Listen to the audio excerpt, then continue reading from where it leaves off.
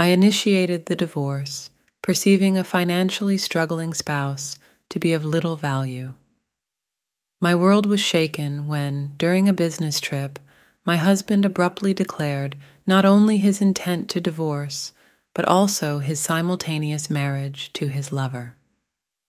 To add insult to injury, he accused me of marrying him solely for his wealth and demanded I forfeit any claims to our property. Confronting my indifferent husband, who had always treated me with disdain since our marriage, led to his unraveling and a downward spiral to rock bottom. I am Karen, 35 years old, raised by a single mother since my father's passing in kindergarten. Despite the financial challenges, we found happiness as a family of 3. Even as an adult with a decent salary, my frugal habits persisted from childhood. I married John, a wealthy man I met through an acquaintance, drawn to his kindness and the new world he presented. Our differing views on money and gender roles emerged after marriage. While John envisioned a traditional household, I was dedicated to my career and financial independence. Before marriage, John suggested I become a homemaker, assuming I would embrace traditional domestic roles. However, I expressed my desire to continue working until we had children, emphasizing the financial benefits. Although I managed to convince him, the reality of balancing work and household chores proved challenging. Despite being a full-time employee, my days were consumed with domestic responsibilities, leaving little time for us as a couple. In contrast, John, adopting a traditional husband role, contributed nothing to household tasks. While he witnessed my busy schedule, he simply indulged in dinner and relaxation. Upon returning home, balancing work and domestic responsibilities took a toll on our relationship, prompting me to question if this was the essence of a marriage. Despite my efforts, I hesitated to voice my dissatisfaction, fearing he might insist I quit my job. Despite his lack of contribution at home, I had hoped that the arrival of children would bring about a positive change in our relationship. Unfortunately, our connection had grown distant, casting doubt on the possibility of expanding our family. Feeling the urgency to discuss this matter, I approached John. "Hey, we should start considering having kids, right?" Kids? You're quite energetic considering you're tired from work and chores." "It's not about that. I want to have children. We haven't been married that long, but I'm already over 30. Women have a limited time to have children, and it's getting harder for me to conceive as I get older. It's almost too late." "But we don't need kids. If we have one, you'll expect me to help, right? You know I'm busy with work, and I won't help with child-rearing." Declaring you won't help with child-rearing even before they're born is strange, isn't it? I plan to raise them alone, but shouldn't you at least have the intention to help? It's your child too. Child-rearing is your job. I'm working to support the family, so I definitely won't help with the kids. You'll just complain that I don't help, making me the bad guy. You must have been indoctrinated with poverty and lots of kids since birth. We're not poor. We don't need kids. End of discussion. John abruptly ended the conversation, retreating to his room. Alone in the living room, tears overwhelmed me. My desire for children was not only rejected, but my upbringing was also mocked. Following this incident, our relationship deteriorated rapidly. Communication became scarce, and the possibility of having children seemed more distant as I continued to juggle work and home responsibilities. Taking on significant projects at work, I found myself increasingly distant from John. One day, when informing him about an upcoming business trip, his unexpected kindness surprised me. He wished me well and hinted at a big surprise upon my return. Despite having given up on him, his smile shook my resolve. However, my faint hope was shattered upon returning home. The front door wouldn't open, and John revealed the first surprise. He had changed the locks. The second surprise was the announcement of our divorce. He claimed to have forged my signature and submitted the papers with a friend as a witness. Inside, he presented a document for me to sign, waiving my rights to property division. Protesting the false accusations, I insisted on a mutual renunciation of property rights, intending to make it a public document. John stubbornly retorted, redoing the document on his computer, initiating a tense exchange. As I left the house, he continued to scorn me for being poor, even contemplating discarding my belongings. A few days later, John, in a state of panic, called me, wondering what I had done. "What do you mean? I haven't done anything. Why are you panicking?" "I have a lot of questions. First, I was told to leave the apartment." "Oh, you're still living there?" "That's not allowed. It's a new month. You're trespassing." "Trespassing? But it's my house. Are you okay? Did you forget that it was a company apartment I rented? I was the leaseholder, so naturally, you can't live there anymore." "That's ridiculous. How could you do this? I can't believe you didn't." "No, I'm not the one who should be accused of doing things on my own. Didn't I tell you that you can't just change the locks of a rental apartment? It's my house. I can change the locks if I want." "Didn't you listen? It was my lease. Department, even if you were the leaseholder, the owner is the apartment manager. You can't change the locks without informing them, is that so? Also, I terminated the lease. While you changed the locks, I was allowed to live there until this month. I was planning to return, but now you've unlawfully altered someone else's property, which could be criminal damage." "Wait, why did you terminate it so early? Criminal damage? Is that why the police are at the front door now? I'm too scared to open it." "Don't worry. It's probably not for trespassing or criminal damage. It's better to talk to them." "Why do I know about the police?" "Because I reported you for filing the divorce paper yourself. It seems like you've committed crimes like forgery and fraudulent use of a private document. Divorce papers can be filed by one person, but only with mutual agreement and personal signatures. Since John forged my signature and the witness, it's obvious that it's a crime." He seemed unaware of his guilt. I continued pressing further. "So the divorce papers you submitted are invalid, and your marriage with Susan can't happen either." "How do you know about Susan? Did you think I knew nothing? I had a private detective agency thoroughly investigate your affair with Susan. It was a busy time at work, and coordinating with the agency was tough. Plus, you even held a grand wedding ceremony while I was supposedly on a business trip. Are you okay? Your business trip was a lie?" "Yes, I took leave from work despite being busy to do some research and prepare documents.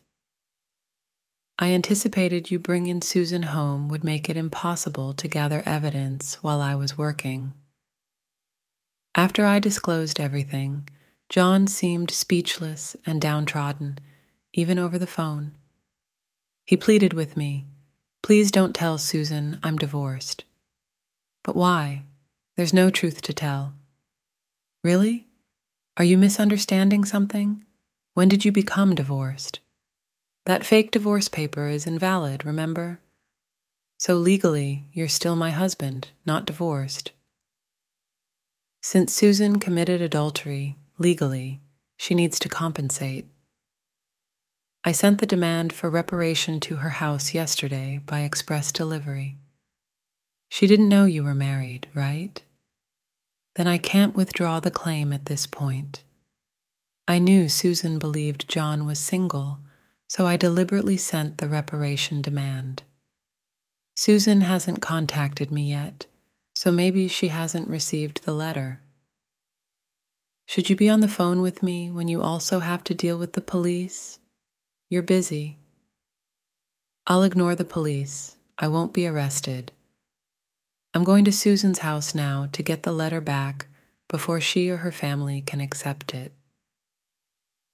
He probably went straight to Susan's house to wait for the postman at the front door.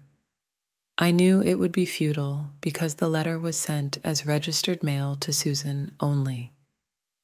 A few hours later, a dispirited John called me. According to him, there was an incident when the postman arrived. Finally, I'll take that envelope. Who are you? You don't live here, right? I'm practically a resident here since I'm married. I have the right to receive the mail.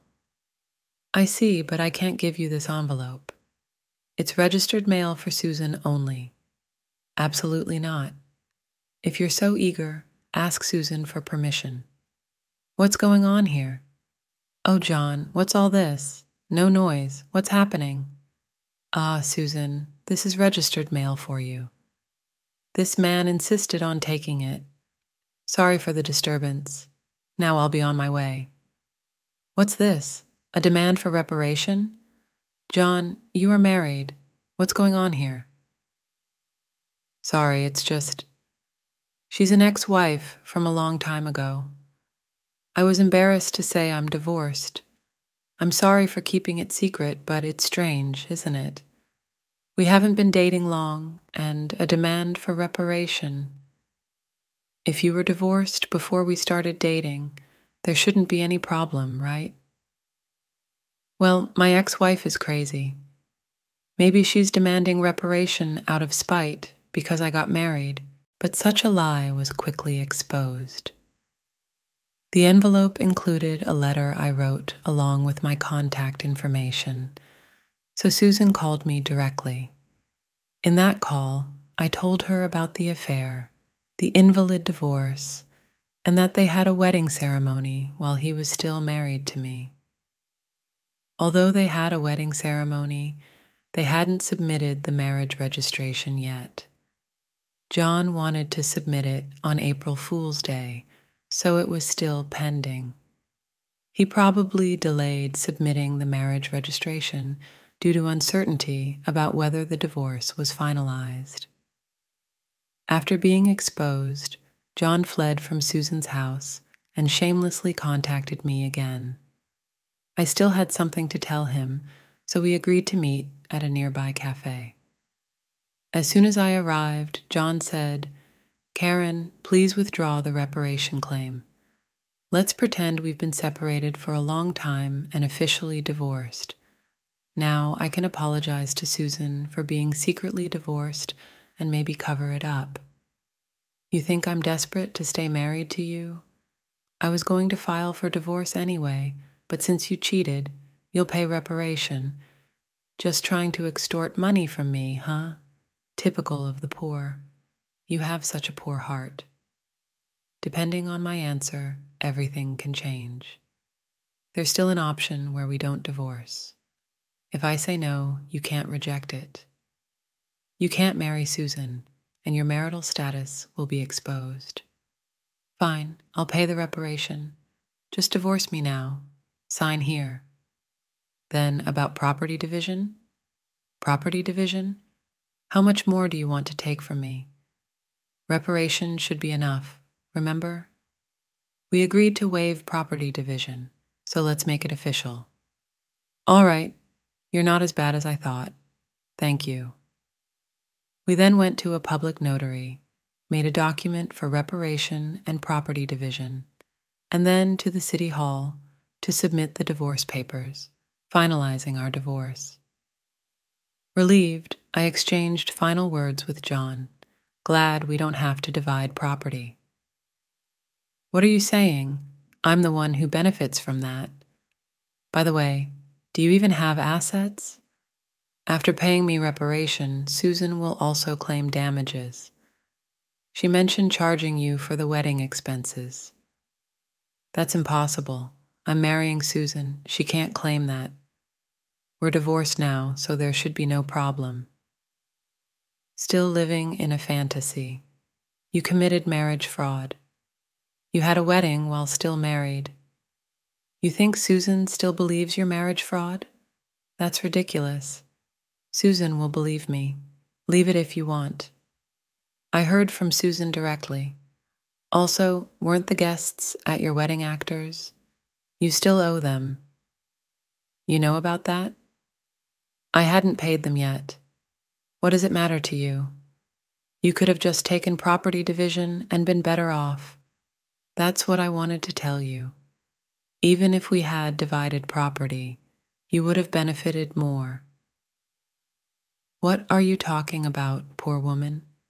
Your family is poor, and you only make $155,000 a year, right? Even if you got a raise, it would be barely $2,000. You don't have any property. You keep calling me poor, so I thought you might be mistaken. Yes, my salary is indeed $115,000, but you know I work for a foreign company, right?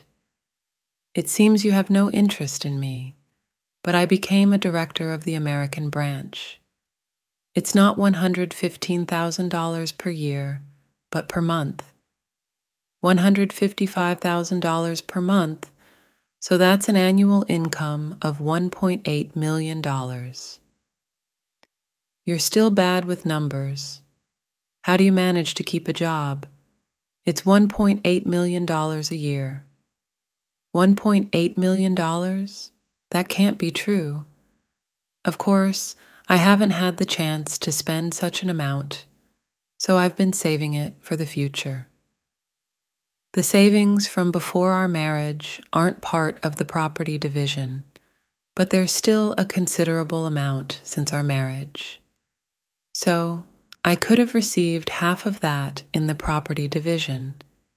You were my spouse, after all. I'll get the divorce papers corrected. Are you okay after all the content? You think I'd gladly undo the divorce if you have that much money? You don't need to claim reparation, right? It's just a small amount for you. He who laughs at 1 cent will weep for 1 cent. This reparation is for the mental anguish you caused me. I'd like to claim more, honestly. And since we've made it official, make sure we pay it even in installments. I'll be penniless. Also, don't go back to that apartment. Your belongings should have been moved to your parents' house by now. You thought I had few belongings, but that was because I had already moved most of them. Were you that indifferent to me?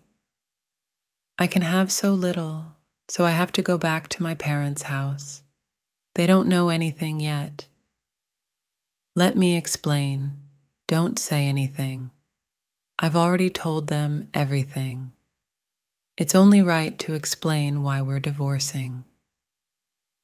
Oh, and your father said, don't ever step over our threshold again, so I have nowhere to go.